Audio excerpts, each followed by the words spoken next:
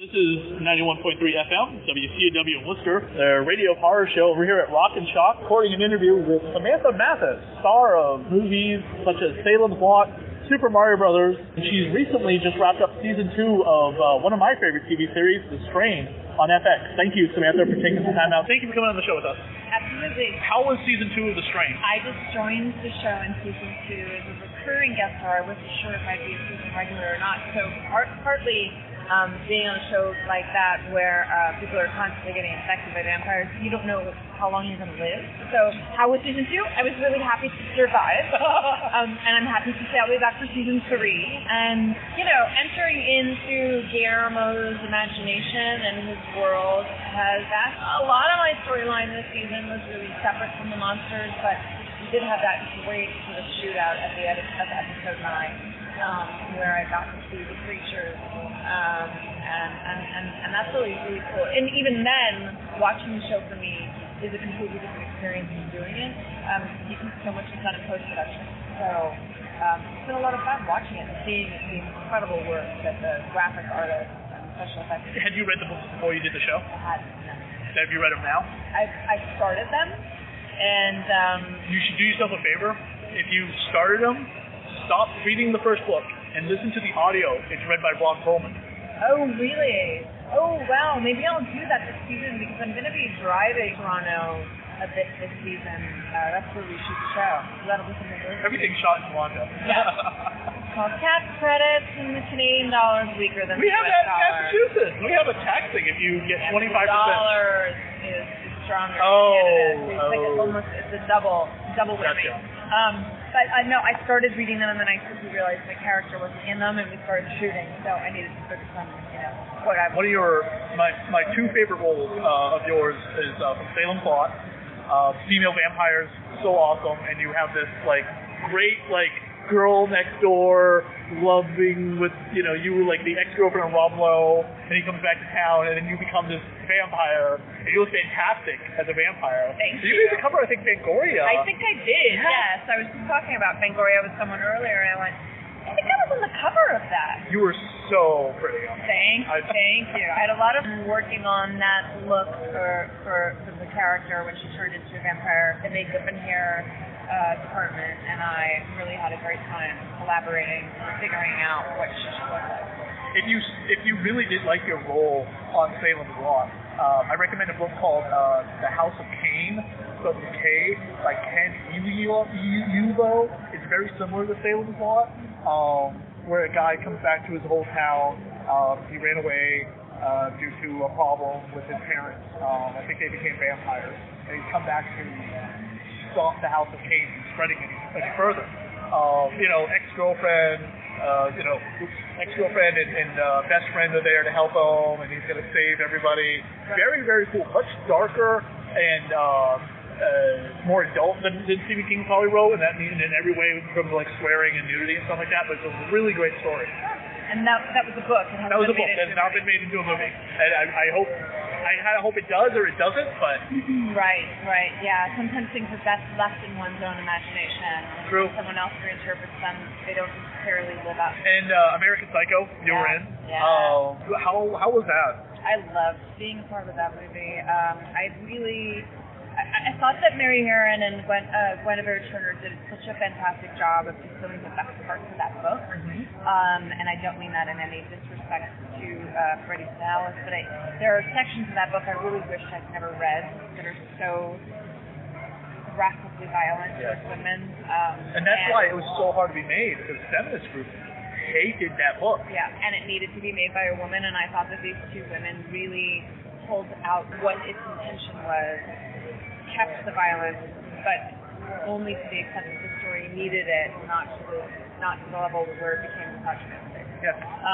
So I thought that we were in really good hands, and Mary Herron's such an auteur, and to work with Christian again, I done Little Women with him 3 or 4 years prior to that, and he was really then still a gangly young man.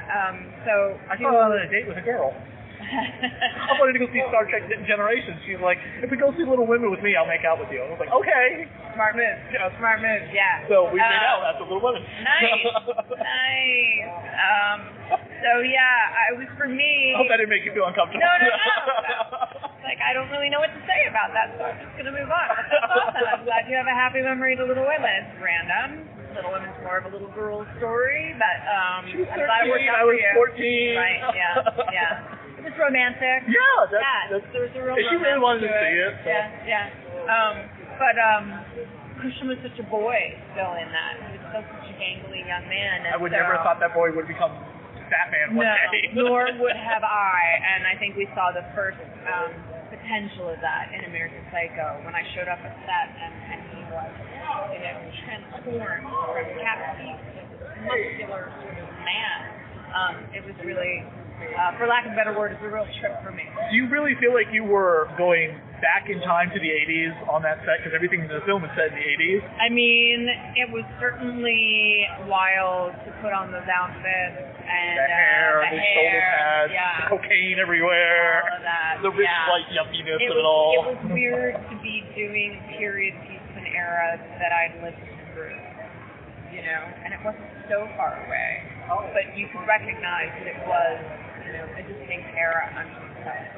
Do you think that the one movie that has been the joke film for a long time, but it kind of has a cult following, and I give it a lot of respect because I loved certain actors in it. Super Mario Brothers has become a bigger fan favorite these days than when it was received when it came out. I don't know. You could speak to that better than I. I mean, I certainly feel like on Twitter I get a lot of people asking me about Super Mario Brothers and posting pictures from it, and I think that there's a nostalgia factor for people of a certain age that it's a piece of their childhood.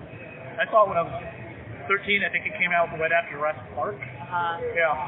So I was high on dinosaurs, and I thought that was the greatest thing I'd seen since Jurassic Park. But I think we predated Jurassic Park because when we made Super Mario Brothers, it was the most expensive movie that had ever been made. It did come out that year, though, right? It was made. We made it in '91. Did you ever see Bob Hoskins' interview on the actor's couch or in the actor's studio about Super Mario Brothers? No. He said he dropped the F-bomb a couple times talking about Super Mario Brothers, saying it was like the stupidest thing I've ever done.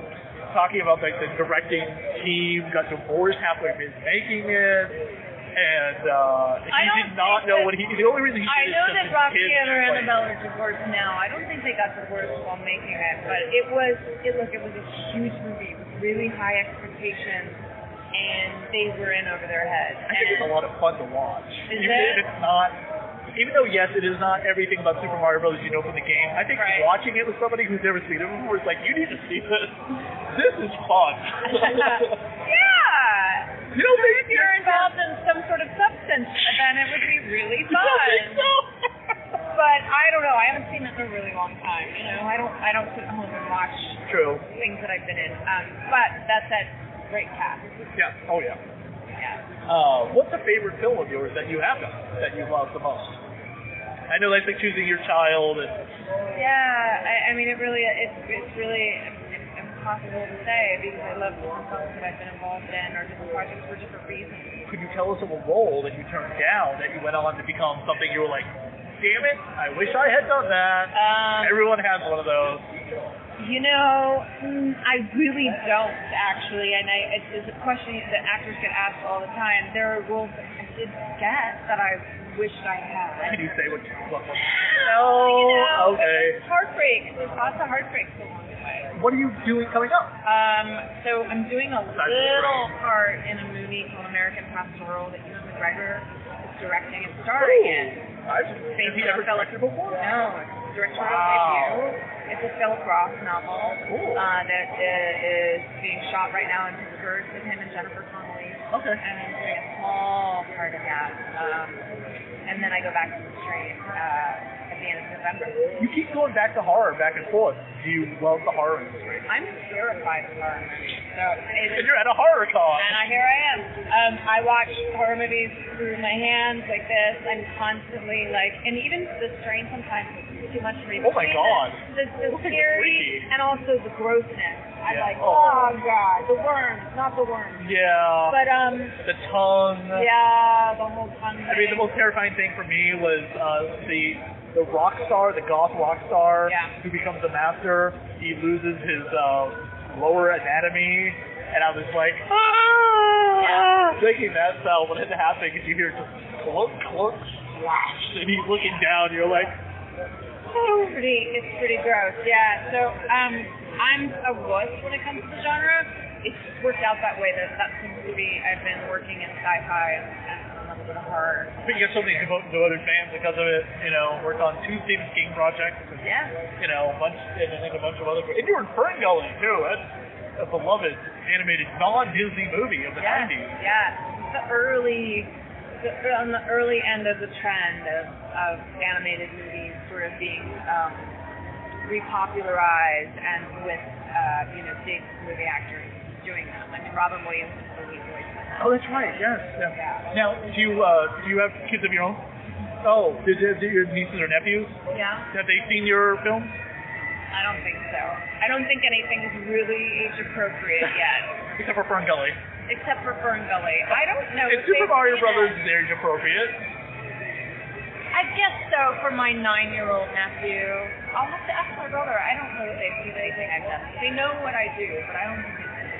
Do you ever get one last question. We always love asking this of like people who are in science fiction, especially horror. Do you get turned away when you find out you're going to die in the script, and you're like, or do you like, no, I'll do that, but my death toll is kind of like, you ever seen Sean Bean? All the memes about him, everything he's done, he's got killed off it. Oh no, it's hilarious. They list every way Sean Bean has died in a movie. It's 127 different ways. Wow, that's impressive. Coming up with 127 deaths is impressive. No, that's not that would never turn me off. I'm totally open to dying. I mean, I would prefer to live. I'm happy and grateful that so far I've lived on the train. We'll see what happens. Yes, let's hope you survive. Your character is fantastic, very strong, and is a leader, and she knows what she's doing. The police listen to her. I mean, she takes charge. She does. I mean, she's got her shit going on that show. Yeah, she does. Where can fans find you online, on Twitter? I think under my name, Samantha Mathis. Samantha Mathis, okay. Yeah, cool. I'm on there as me. Awesome. Yeah. Please, Samantha Mathis, say hello. Feel free to back. Please say hello. Are you on Instagram or do you have a Facebook fan page? I don't have a Facebook fan page that I know of. Okay. If there is one, not me, but I do have Instagram. Okay. And there is my name as well. Awesome. Thank you, Samantha. All right, good to talk to you.